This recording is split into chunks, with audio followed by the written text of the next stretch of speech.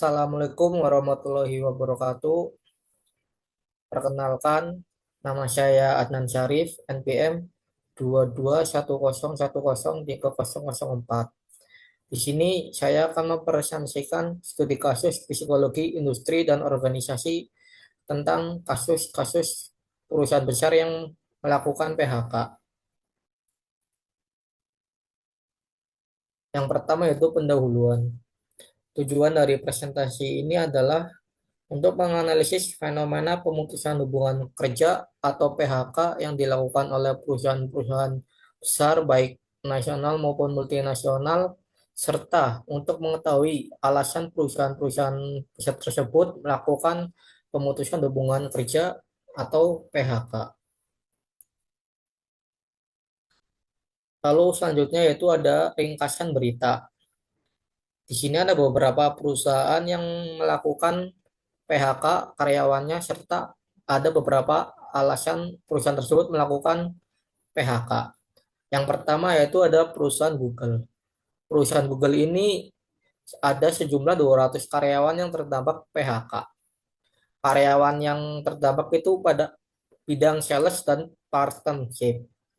Lalu alasan perusahaan Google ini melakukan PHK yaitu untuk mengembangkan data center dan teknologi kecerdasan buatan.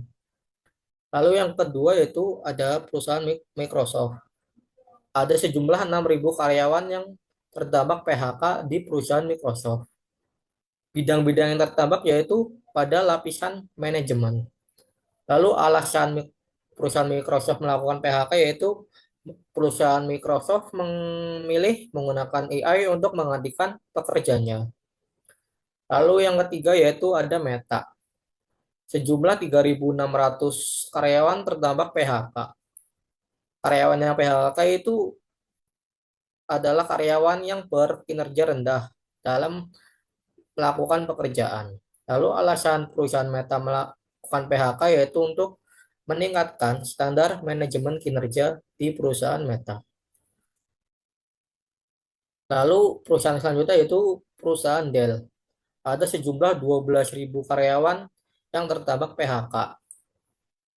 Di perusahaan Dell ini, seluruh bidanglah yang mengalami dampak dari PHK ini. Alasannya perusahaan Dell melakukan PHK yaitu untuk efisiensi dan peningkatan penggunaan kecerdasan buatan atau AI. Lalu yaitu perusahaan IBM. Sejumlah 1.000 karyawan terdampak PHK. Bidang-bidang yang terdampak PHK yaitu pegawai yang bekerja di kantor yang berada di Cina. Lalu alasan perusahaan IBM melakukan PHK yaitu untuk menggunakan AI untuk melaksanakan pekerjaan yang dulu dilakukan oleh manusia. Lalu ada perusahaan Duolingo. Ada sejumlah 10% karyawan terdampak PHK. Karyawan yang terdampak PHK itu terdapat pada bidang tenaga kontrak dalam pembuatan konten. Alasan perusahaan Duolingo yaitu fokus penggunaan AI karena dalam pembuatan konten bisa menggunakan AI.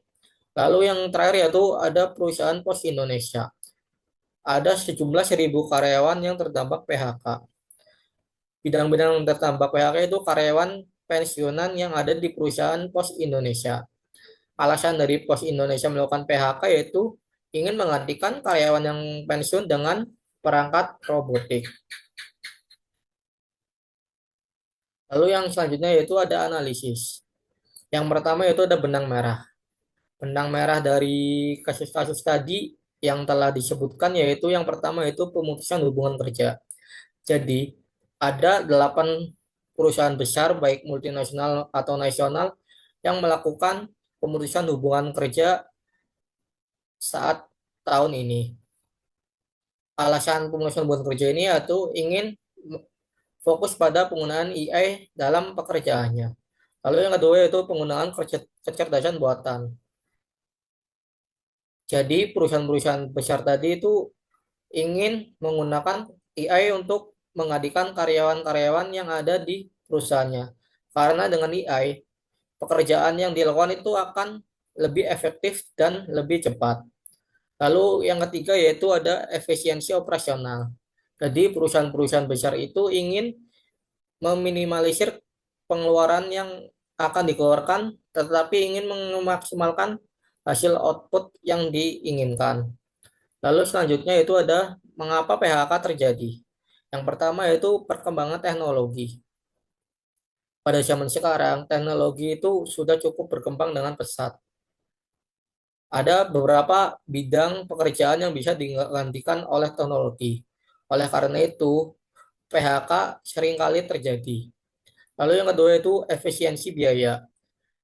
Karena dengan menggunakan teknologi, biaya yang dikeluarkan oleh perusahaan itu akan mengurang. Karena beban gaji yang dikeluarkan oleh perusahaan itu tidak akan dikeluarkan lagi karena karyawan-karyawan tersebut sudah di PHK. Lalu yang ketiga yaitu ada restrukturisasi organisasi. Ini maksudnya itu perusahaan itu ingin melakukan perubahan besar baik dari struktur ataupun desain yang ada di perusahaan.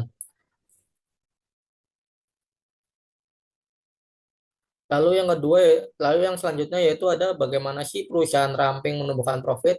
Yang pertama yaitu efisiensi operasional. Jadi efisiensi operasional ini yaitu perusahaan itu mengeluarkan biaya semaksimal mungkin untuk menghasilkan produk, tetapi produk tersebut memiliki kualitas yang bagus atau output yang maksimal. Karena dengan begitu, perusahaan itu akan mengalami profit. Karena dengan biaya yang kecil, tetapi dia menghasilkan produk yang maksimal sehingga penjualan dengan produk tersebut akan mengalami keuntungan. Lalu yang kedua yaitu ada responsif terhadap perubahan pasar. Jadi perusahaan itu harus paham apa sih yang sedang tren di dalam pasar kali ini, apa sih yang diinginkan oleh konsumen saat ini. Karena dengan begitu konsumen itu akan tertarik dengan produk kita sehingga konsumen tersebut akan membeli. Dengan begitu perusahaan akan menumbuhkan profit perusahaan. Lalu yang ketiga yaitu memanfaatkan teknologi. Pada zaman ini perusahaannya itu harus memanfaatkan teknologi karena dengan teknologi perusahaan itu akan mengalami kemudahan operasionalnya. Selain itu, biaya yang dibutuhkan untuk teknologi juga terbilang minim. Dengan begitu, perusahaan tersebut itu akan mengalami profit. Lalu ada beberapa teknologi pengganti karyawan. Yang pertama yaitu ada teknologi robot industri. Robot industri ini itu menggantikan pekerjaan seperti perakitan produk, seperti perakitan motor, mobil, dan lain-lain. Lalu cara kerja teknologi robot industri ini yaitu robot dikendalikan oleh sistem pemrograman otomatis yang mengatur gerakan mekanis berdasarkan perintah software. Selain itu, robot industri juga ini bisa bekerja selama 24 jam. Lalu yang kedua yaitu artificial intelligence atau AI dan machine learning. Ini adalah mengadakan pekerjaan analisis data. Jadi AI ini belajar dari data besar atau big data, lalu mengenali pola tersebut dan membuat analisis secara otomatis. Lalu yang ketiga yaitu ada self-service teknologi. Ini bisa menggantikan pekerjaan kasir di supermarket dan resepsionis hotel. Cara kerja teknologi ini yaitu pelanggan melayani diri sendiri melalui antar muka layar sentuh, pemindai barcode, dan sistem pembayaran digital tanpa perlu interaksi dengan karyawan. Lalu yang keempat yaitu ada drone dan kendaraan otomatis. Ini bisa menggantikan pekerjaan pengiriman barang.